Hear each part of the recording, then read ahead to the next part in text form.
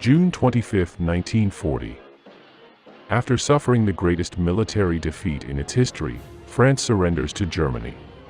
From then on, most of the population adopted a passive attitude towards the German occupation, until the British and Americans expelled the Germans from France during the summer of 1944. However, there were others who decided to participate more actively and decided to fight. On the one hand, we have those who fought against the Germans, as part of the French resistance, and on the other hand, those who joined the Germans to fight within the German army. Thus, despite the rivalry that both countries had, due to all the wars in which they had recently faced each other, it is estimated that some 10,000 Frenchmen joined the Germans in arms during the next 5 years. But what motivation did these men have to fight under the banner of the Third Reich? In the first place, there were those Frenchmen who sympathized with the ideas of Hitler and Mussolini, and felt admiration for them. And secondly, the French who were anti-communists, and who wanted to contribute to the defeat of the Soviet Union. It should be noted that this event did not occur only in France, and that in other countries such as Norway, Belgium, Denmark, Holland, and many others that fell into German hands, there were also thousands of men who joined the German army, mainly the Waffen-SS. The first unit of French fighters did not belong to the Waffen-SS, but was a regiment of 2,500 men that participated in Operation Barbarossa. The French Volunteer Legion against Bolshevism was founded on July 8, 1941, and by October of that same year, they were able to support the German armies that had invaded the Soviet Union. While the Spanish volunteers were sent to Leningrad, the French were sent to the central sector to support the capture of Moscow. However, the unit soon suffered heavy casualties and had to be withdrawn from the front line of combat, and sent to the rear to fight the partisans. Though they would continue fighting during the following years in this type of tasks in the German rear, until the unit was dissolved during the summer of 1944, after being practically decimated when the Soviets launched Operation Bagration. In this way, and because there were still many French volunteers willing to fight, it was decided to create another combat unit, this time integrated into the Waffen-SS. The name it received was the SS Charlemagne Volunteer Grenadier Division. Constituted in July 1944, the unit came to have a little more than 7,000 soldiers, who, after the fall of France into Allied hands, were between a rock and a hard place.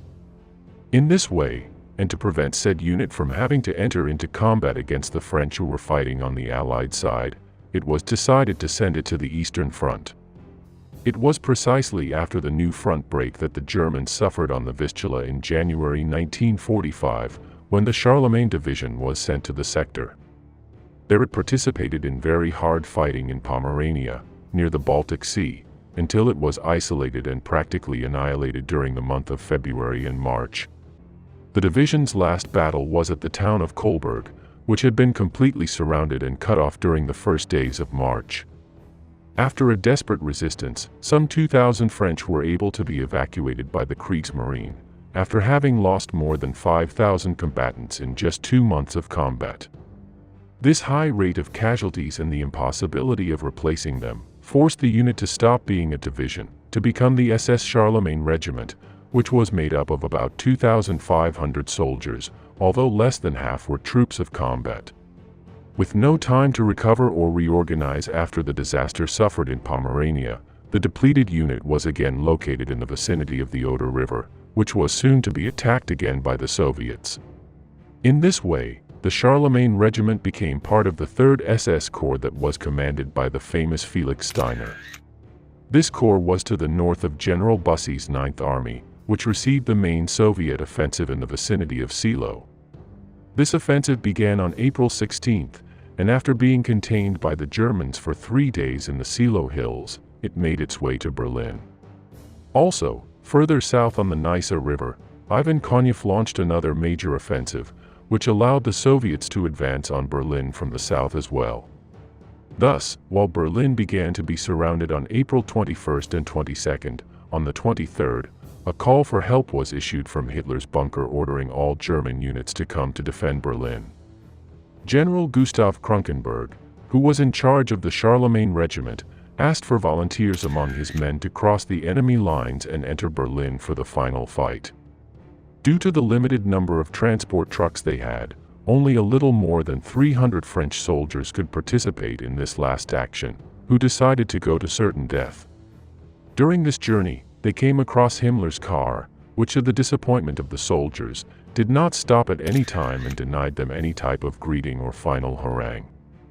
After many efforts and after getting lost on numerous occasions, the 9 trucks carrying these French soldiers reached the center of Berlin, and were organized to defend one of the central sectors of the Reich capital. Because the strength of this unit was even less than that of a battalion, it was integrated into the Waffen SS Charlemagne Division, which was mostly made up of Norwegian and Danish soldiers. Since General Kronkenberg had impressed General Helmuth Weidling with his feat of sneaking into Berlin, he was put in command of said division to face the final combat.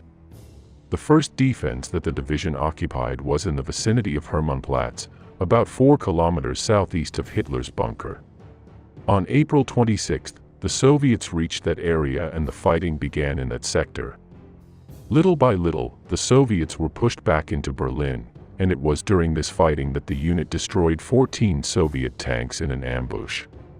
Of course, the propaganda of the time said that the armored vehicles destroyed in this ambush that had taken place on Wilhelmstrasse had been between 50 and 100. Over the next 2 days, the unit gradually withdrew until, on the night of April 27, they reached the central district, known as the Citadel, where the main government buildings were located and, of course, Hitler's bunker. Due to the large number of Soviet tanks shot down, on April 29 General Kronkenberg awarded one of the last Knight's Crosses of World War II to one of the unit's sergeants named Eugene Vollet, who would die in combat just a few days later. After new confrontations already in the central ring of Berlin, on April 30 everyone learned the news of Hitler's death, which completely sank the morale of the unit. In an attempt not to be captured by the Soviets, Kronkenberg gathered the last of his men and attempted to leave Berlin to surrender to the British or the Americans. Finally, of the more than 300 French soldiers who had entered the German capital days before, only 30 were in a position to initiate the escape, and only a few managed to escape from Berlin. Thus, the few men that remained of the Carlo Mango were able to surrender to Montgomery's British on May 3, although General Kronkenberg was not one of those men who managed to leave Berlin. In an attempt to save himself, Kronkenberg hid in a house southwest of Berlin, until a week later he was captured by the Soviets. After being tried and convicted, he was sentenced to prison by the Soviets, and was in jail for 11 years. After being released, he returned to Germany, finally dying 24 years later in 1980. Well, what do you think of this unit? How do you appreciate that during this final phase of the war it was these foreign troops that defended Berlin with the greatest tenacity?